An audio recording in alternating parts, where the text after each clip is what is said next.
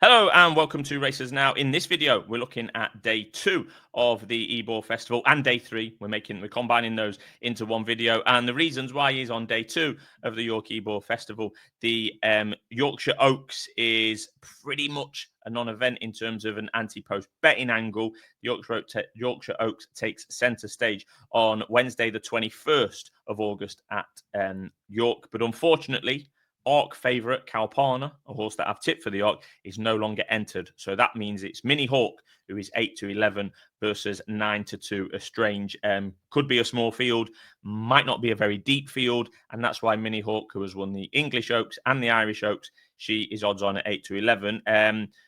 Like I say, she's already won those classics, but the general feeling, not necessarily one that I agree with, but the general feeling was that she was workwoman-like in the Irish Oaks, where she was sent off 2-11 on the day.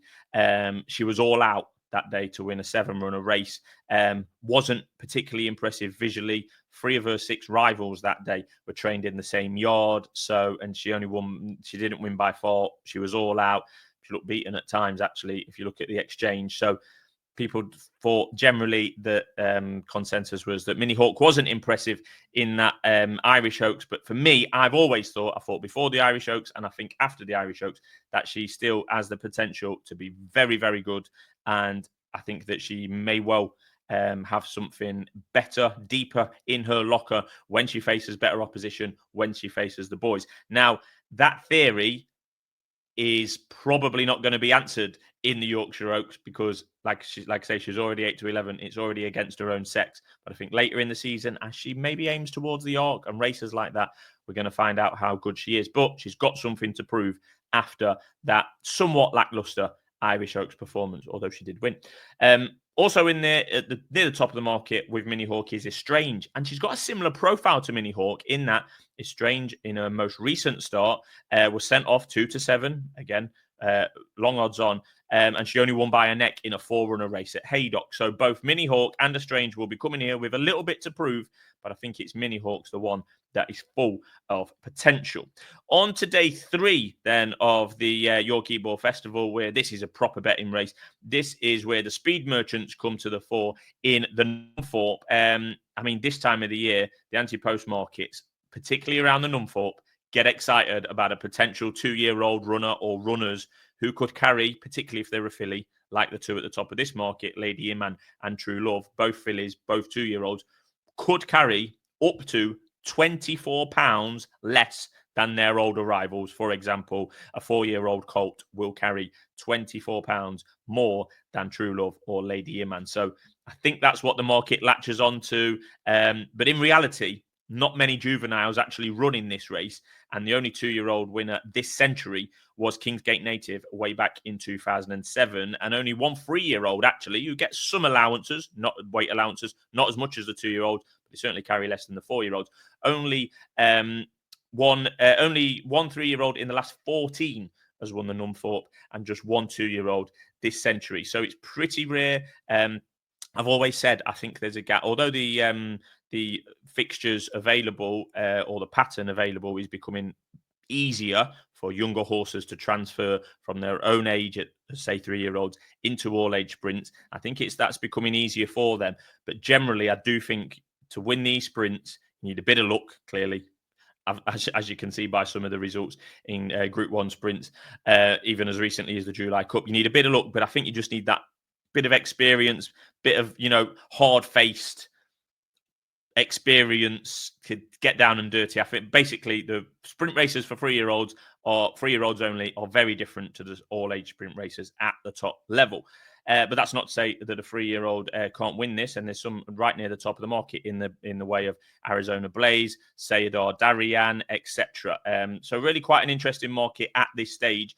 The question is, will True Love and or Lady Iman run? Now, I don't think True Love's going to run. I think she's more of a 2-year-old, a traditional 2-year-old campaign. Races like the Middle Park are being mentioned for her, Cheveley Park, sorry. But Lady Iman, according to Girl Lions, who has had this horse and he's always thought she's pretty good, avoided the temptation of going to Royal Ascot, had their guns pointed at Goodwood, where she won the Moulcombe there. And he has said that Lady Iman is an out-and-out 2-year-old. So I do think that she would be the more likely runner than True Love. And I think the market supports that, given that Lady Iman is 5-1. What we could say about this Nunthorpe is the best 5-furlong horse we've seen this year in 2025, particularly on these shores, is American Affair. He is injured and he's not running. It is a shame, as I thought this would be the perfect race for him, but maybe next year. The most recent race of relevance for the Nunthorpe anti-post betting was the Group 2 King George Stakes at Goodwood, where I thought She's Quality ran an absolute blinder. I thought she was the best horse in the race, despite finishing second. She was actually drawn bang in the middle of the field that day. She's Quality, and the field split into two groups immediately, stand side and far side. No particular surprises there, but jockey James Ryan, who was drawn bang in the middle, had a decision to make. He decided to tack over to the far side, which was the right decision because that's where the winner came from. But I think that move and that not running a straight line and losing a couple of strides or whatever it is to tack over, I think that cost She's Quality. She was only beating a neck in the end, and I think if she was allowed to run in a straight line that day, I think she would have won. She's been second on 4 occasions now in a row this year.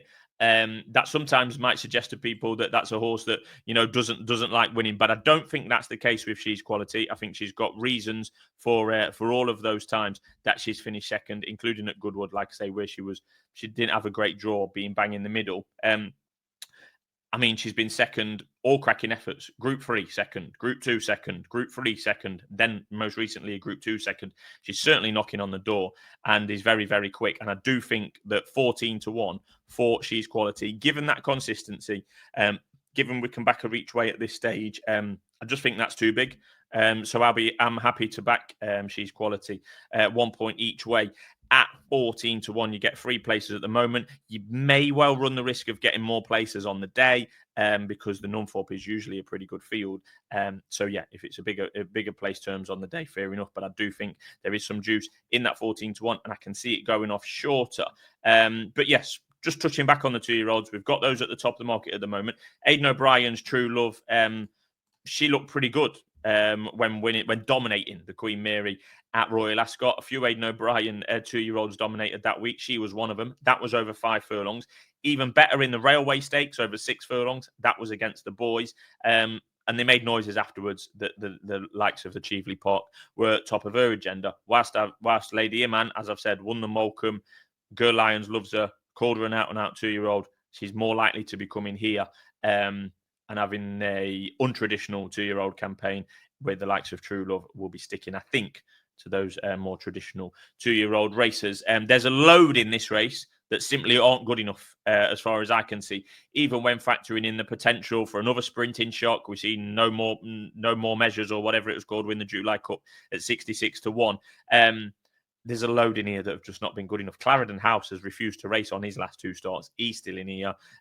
Asphora, the Australian horse last year that won the King's Stand, not done a whole lot since, running okay with credit, but is she a superstar? No, not really. So yeah, She's Quality, been really consistent this year, and I fancy her to go well in the Nunthorpe. So that bet will be in the description as usual. We'll have all the biggest and best races, the Group 1 races covered here on Racers Now. So make sure you're tuning in for more York Ebor Festival previews.